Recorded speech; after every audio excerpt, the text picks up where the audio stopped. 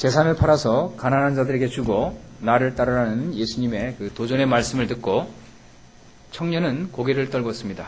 그리고는 슬픈 표정을 지으면서 예수님 앞을 떠나갔습니다. 이 청년이 예수님 앞을 물러나서 눈에 보이지 않을 때까지, 아마도 성경에 나와 있지 않지만 예수님의 눈과 제자들의 눈은 그 젊은 부자를 바라보았을 겁니다. 아마도 예수님은 본문에 나와 있듯이 그를 사랑했기 때문에 뭐랄까 좀 안타까운 마음으로 그 사라지는 모습을 보셨을 겁니다. 시야에서 이 젊은이가 사라지자 예수님은 주위 사람들을 둘러보시면서 말씀하셨습니다. 재물이 있는 자는 하나님 나라에 들어가기가 심히 어렵도다.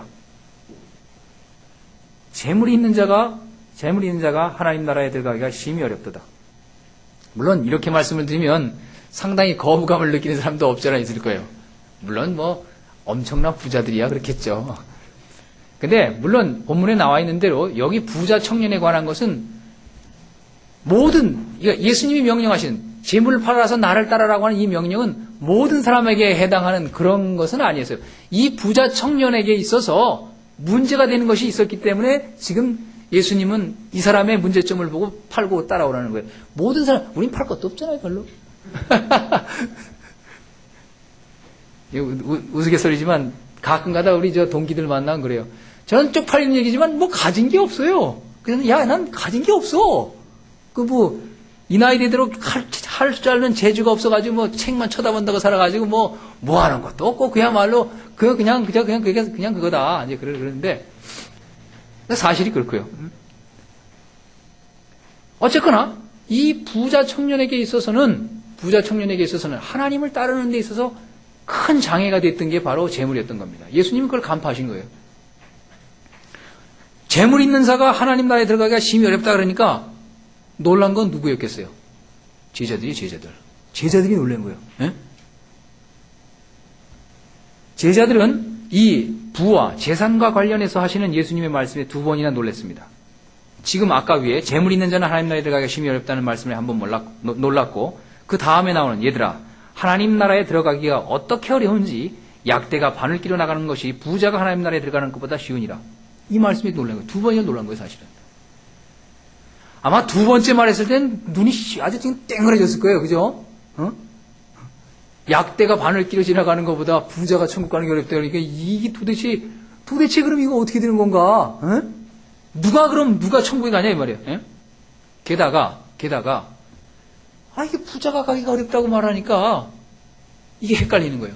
지난번에 말씀드린 대로 이 유대 제자들은 그 당시에 통용되고 있던 그 메시아에 관한 생각도 그랬거든요. 메시아가 오면 나라를 회복하고 압제받는 로마로부터 해방시키고 이런 정치적인 해방, 정치적인 메시아에 대해서 관심이 많았는데 메시아는 고난받는다 그랬거든요. 그것 때문에 또 이렇게 헷갈렸는데 이번엔 또 부에 대해서, 재산에 대해서 예수님 말씀하시는 게 영 아니야. 왜? 당시에 유대인들이 갖고 있었던 그 당시 일반 평범한 유대인들이 갖고 있었던 그 재산에 관한 생각하고는 예수님이 다른 거예요. 이것조차도 또 달라요, 예수님은. 그 당시에 유대인들이 평범하게 일상에 사는 사람들이 갖고 있었던, 유대인들이 갖고 있었던 생각하고는 다른 거예요. 왜냐하면 예수님의 이런 부에 대한 그 개념은, 부에 대한 생각은 자기들이 갖고 있던 부에 대한 생각을 뒤집어 엎어놓고 있는 거예요, 지금. 왜? 유대인의 입장에서 보면 잘 살고 부를 누리는 것은 그건 하나님의 축복이라고 생각했어요. 응? 뭐가 잘 되는 것에 대한 증거라고 이렇게 생각했다고요. 유대인의 입장에서 보면 재산이 하나님 나라에 들어가는데 장애가 된다? 이건 좀 이상한 생각이에요. 응? 유대인의 입장에서 보면 어떻게 재산 많은 게 하나님 나라에 들어가는 거에 이게 장애가 될까?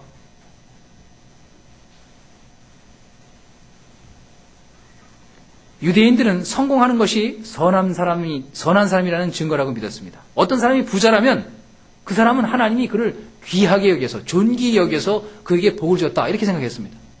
물론 어느 정도는 맞아요. 어느 정도는. 그러나 항상 그렇다고 또 볼 수 없는 거죠, 사실은.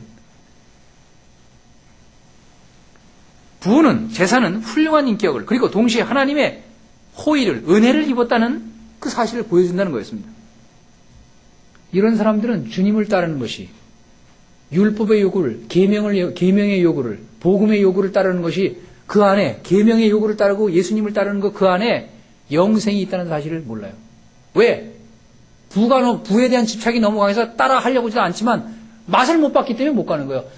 부에 속한 것, 재산에 속한 것보다도 영생, 하나님의 말씀을 따르고 하나님의 말씀을 위해서 포기할 때 거기서 얻는 것이 얼마나 놀라운가를 맛본 적이 없으니까 못하는 거예요. 고기도 먹어본 놈이 먹는다고 뭘 체험해 봤어야지. 예? 그러니까 자기 세계에만 갇혀 있는 거예요. 재산만 갖고 있는 게 전부라고 생각하는 거예요.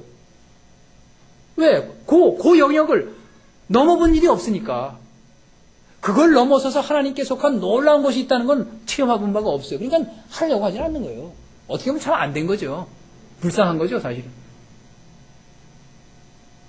하나님께 속한 예수님의 명령을 따라 행할 때 그 안에 영생이 있다는 것.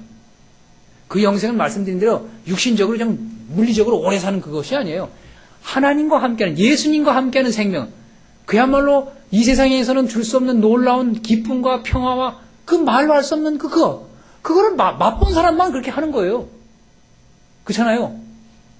이런 얘기해서 죄송합니다. 마무리 끝에 봐요. 여행도요, 병이에요, 일종의.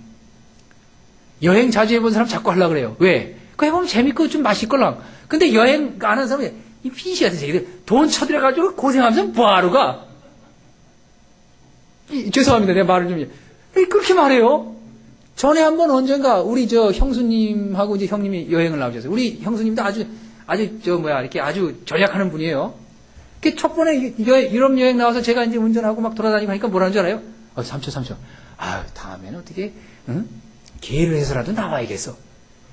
왜? 다녀보니까 좋걸랑. 나오지 않았을 때는 그래, 이리들. 그런 거예요, 다.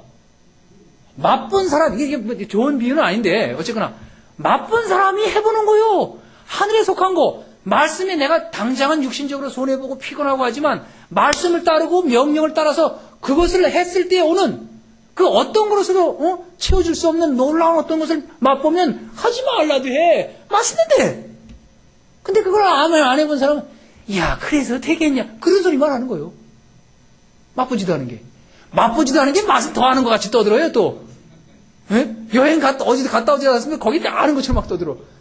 그런데 지대로 갔다 온 사람, 거기 없던데, 그러면.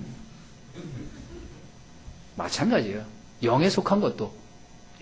아주 남한테 들어서 그럴듯하게 설명을 해. 근데 본질적인 거에 들어가면 없어.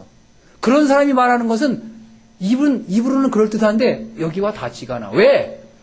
겪어본 사람은 자기가 겪었기 때문에 분명하게 자기 말로 표현을 할 수 있지만 이거 기동량에서 하는 사람은 남한테 그럴듯하게 얘기를 하는데 여기를 안다. 애 안 낳은 사람이 애 기르는 모성애 알아요? 소설 보고 떠드는 사람은 그럴듯하게 얘기하는데 이게 없어. 구체적인 걸 모르니까. 근데 애 하나 낳아서 길러본 사람 다 알아. 길러본 사람은 어떻게 말해? 입만 이렇게 시작하면 벌써 다른 사람 애 낳아서 길러본 사람 다 알아. 영에 속한 것도 마찬가지예요. 그리스도를 위해서, 복음을 위해서 포기하고 따랐을 때 얻는 게 무엇인가를, 그 놀라운 것이 어떤 것인가를 아는 사람은 순간적으로 힘들고 해도 이것이 있구나 해서 가는 겁니다. 순간은 힘들어도. 그 안에 영생이 있고 하늘에 속한 귀한 것이 있기 때문에.